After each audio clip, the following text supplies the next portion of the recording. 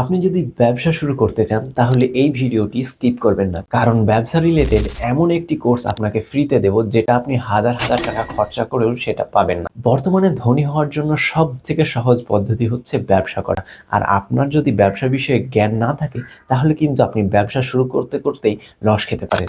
তাই আপনি যদি মাহমুদুল হাসান সোহাগ ভাইয়ের এই ব্যবসা রিলেটেড কোর্সটি যদি ফ্রিতে দেখেন তাহলে আপনার ব্যবসা নিয়ে অনেক বড় একটা জ্ঞান অর্জন করতে পারবেন।